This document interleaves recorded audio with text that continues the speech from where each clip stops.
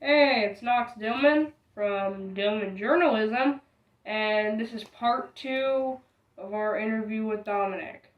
And the question we're going to get to, we pull it up. Welcome back, Dominic. Yeah, thanks for having me back. Happy you're back. We had a good first interview. We learned a lot, but I wanted to get to the question that I had last time, which was, how was the transition from military to civilian life? So, transitioning from military life to civilian life was actually very difficult. A lot of times, people they try to make that transition on their own. It's a different world. What you got to understand is in the military, you're constantly it's structured like all the time, right? It's a structured setup. It is I guess you call it institutionalized, maybe. Everything is a certain way, and that's the way it always is. When you go out into the regular world, everything's kind of what's your decision on how what you want to do and stuff like that. It's not so much that just do what you're told. It's what do you want to do. So that's very difficult to switch from being told what to do all the time to going to being able to do whatever you want at the time. And the problem is a lot of people, myself included, usually go down a rabbit hole of getting into alcohol, or some people do get into drugs and stuff like that, and just to kind of cope with that transition from military life to civilian life. It's actually a struggle. You kind of feel like you're all alone. You feel like there's nobody you can talk to, stuff like that. There is programs out there that you can turn to. I believe Wounded Warrior is one of them, and things like that. But at times, I believe, to be honest with you, none of that stuff really worked for me. Whenever I started going seeking help, I'm probably getting ahead of your question. Sorry about that. It was a difficult challenge. It was a challenging time. No, go ahead, because the next one is, were there any challenges or adjustments you had to make so we can just transition into that? Okay. Go ahead. So it was an adjustment, just like how I said, a challenge. And like I said, and how a lot of veterans will deal with that challenge is they will drink a lot. They'll go through a time period where they want to commit suicide, or your brain's just not the same. Even myself, I was hospitalized because the first 5 years of being out, I didn't realize that I had post traumatic stress disorder. Now, I didn't do a lot of the other stuff that some of the other guys did. I'm not going to proclaim to be all of a sudden this great like war hero or anything like that. I'm not.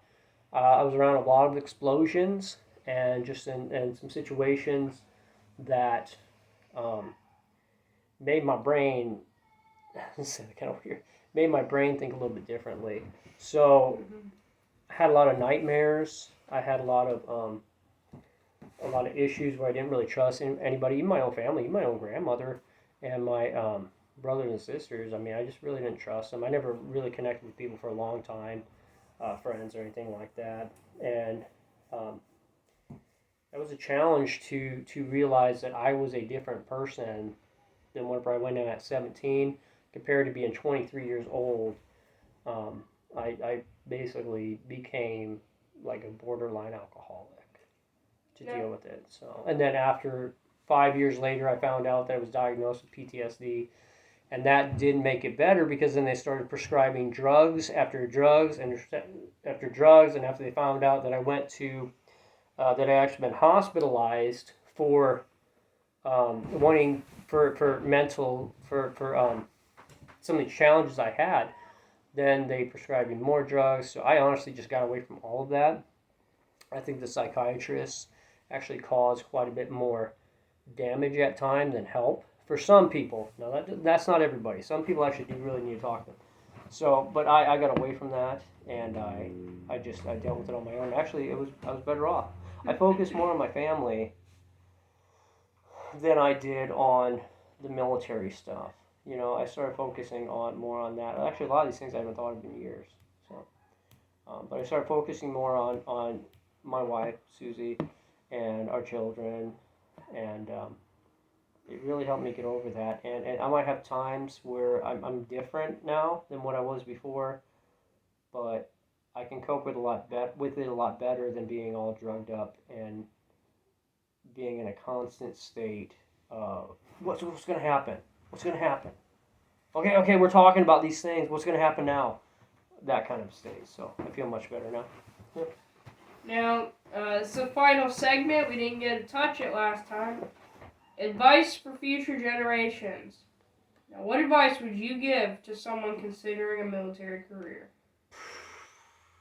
Man, I mean, this has changed over the years how I felt about this, because I always thought that we were going into wars and we were the good guys and we were always doing the right thing and we always had the right frame of mind and stuff like that. We were murdering people over there for oil and for, I don't know, for territories to have allies and stuff. I mean, take Afghanistan, for example. I didn't go to Afghanistan. I knew some guys that did. What the hell happened there? What was that all about? So it's all for money. It's all for greed. And the thing is if you're going into the military because you genuinely want to protect the country, or if you want to go see the world, and you're on that frame, then go. Go. Like a lot of us kids, like from South Dakota, I mean, you'd be amazed how many people I met from my hometown or my home state, because we're just nothing but a bunch of poor kids, and we just want to go see the world.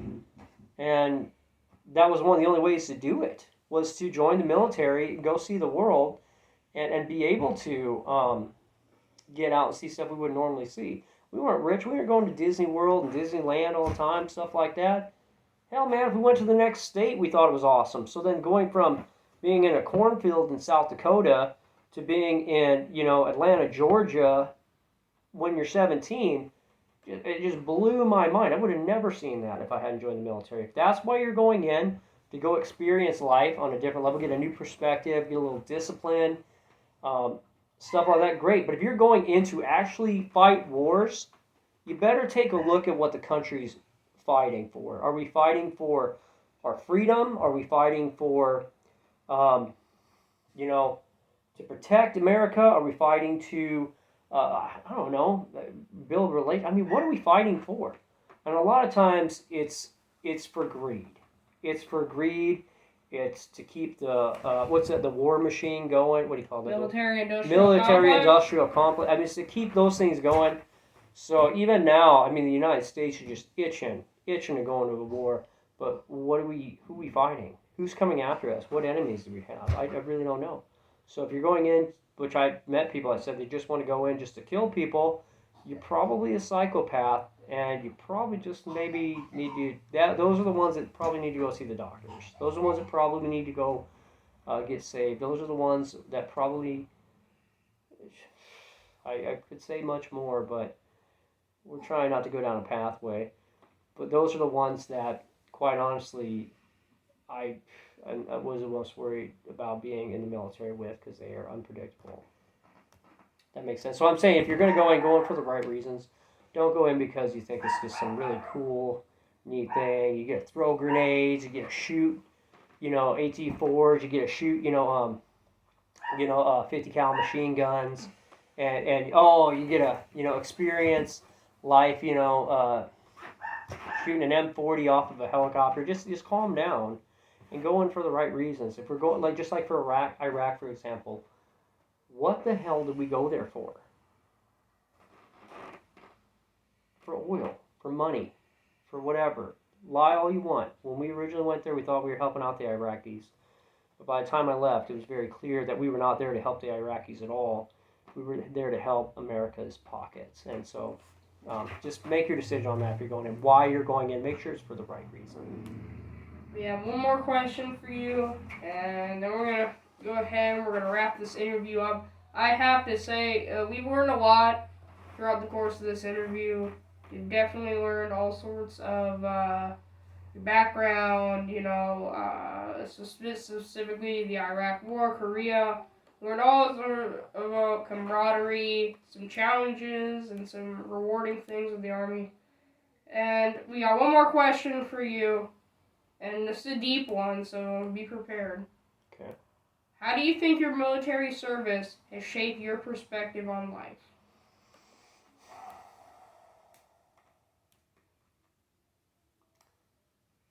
How do I think my military service has shaped my perspective on life? Yeah. Let me tell you something, Sonny. Before I went into the military service, I believed that everybody was a good person, that people did what was right all the time, and if they didn't, they made an honest attempt to. After being in the military service, I don't trust a single soul. I have guns loaded all the time, ready to go. I used to set up booby traps in my house. I have large dogs to protect me. I don't trust anybody. I'm polite. I'm nice with everybody, but I don't trust anybody. And I tell you what, that was ripped from me after being in the military. And one of the examples I could say is the same person that in Iraq was talking to us, giving us high five, was acting like he was our buddy. I was guarding that person a couple days later in our cell that we made because he was throwing grenades at us and shooting AK-47s about. You want to know how I feel after being in the Army? I feel like shit. I feel like a veil has been pulled from my eyes, from my eyes. And now, all I see is a wickedness in people. I'm a saved Christian. I'm going to heaven when I die. But I'll tell you what right now, son. Once that veil's pulled up and you realize that not everybody's out for a good cause, okay, it is very hard to walk through Walmart and not just notice everything going on. Notice every single thing that's out of place, every single thing that everybody's doing. Is very hard to relax. Okay, and have a normal life. So my what I took from the military was I basically saw the curtain being lifted and realizing the true nature of humanity, the true nature of people, how demons and devils play a role in our lives. Very wicked. And that's just, I'm just talking about Iraq. If I was talking about the things I saw in Georgia and South Carolina and Texas and California, just everywhere, just so wickedness of this world. And when you're going over and, man, you're killing people. And I'm not going to say I was a big soldier and combat like that or anything like that. Like I said, my PTSD comes from explosions and stuff. But whenever a country's calling you a bunch of murderers because you're killing their kids because they accidentally ran a road sign that said stop, it makes you really look at who we are. Now, don't get me wrong, I love America. I love living in America. But honestly, we're not the good guys. We're just not. And what the military makes a lot of times, it makes a lot of bad people. Either bad people become worse or good people that are no longer trusting of other people. That's the truth. So that's what I take away from my military career is I grew up like that. Alright, well that was a good interview. Hey man. It was nice talking to you. Well, thanks for having me. I've had a great time throughout this interview, and honestly, I think this has been very eye-opening for a lot of people. Is there anything you'd like to say? Just to conclude. I don't have any more questions to ask you, but if you just want to make a statement real quick, that's perfectly fine. I could probably go on all night. Do you guys have any other general questions? I've got about 4 minutes left because I'm actually cooking up a bunch of ribs and potatoes and other awesome Oklahoma stuff. If you have any other questions for me, by the way, hashtag I love Susie. If you have any other questions for me, I'm just kidding around. I don't even know the I don't even know the hashtag stuff means. Anyways, do you have any other questions for me, sir? Do you have a question for me? Yeah. What's your question?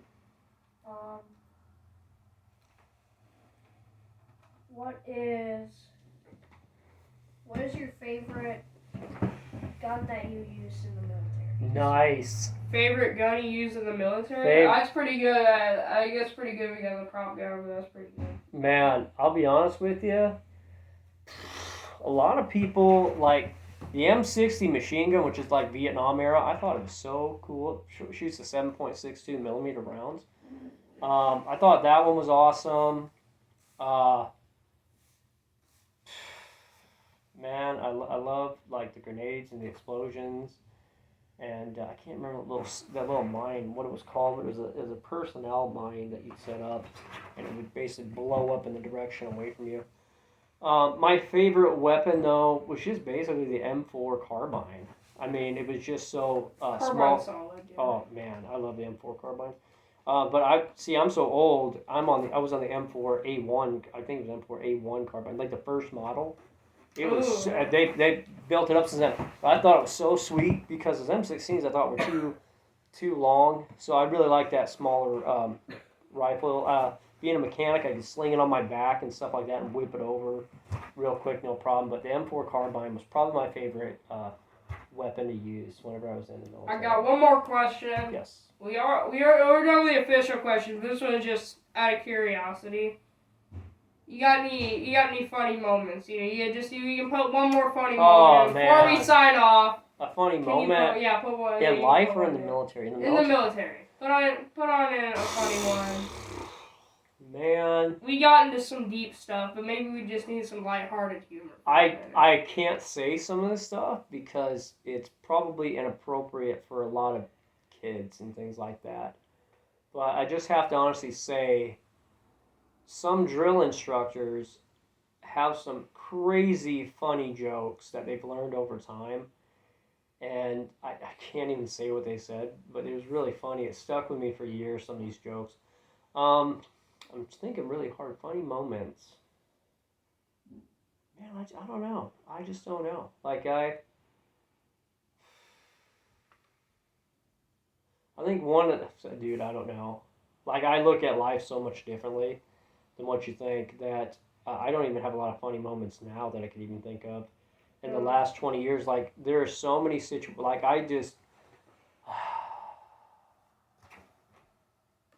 I'll be honest with you, man. I'm not the same person when I was 17 by far. And I don't see humor the same way. I see humor as like maybe a quick thing that you remember and don't remember. The only jokes I can really remember are times where it was really funny in the Army. I can't go back to because they're not really appropriate to talk about. Okay, I'll tell you what. There's one moment here that I say was kind of funny and it's kind of messed up. So I was in basic training. I was at Fort Benning, Georgia. I was 17 years old, right? Mm-hmm. And the thing is that whenever we were getting what's called being smoked, that means where you were sitting there, you have to do a bunch of push-ups and sit-ups and whatever the drill sergeant's making you do.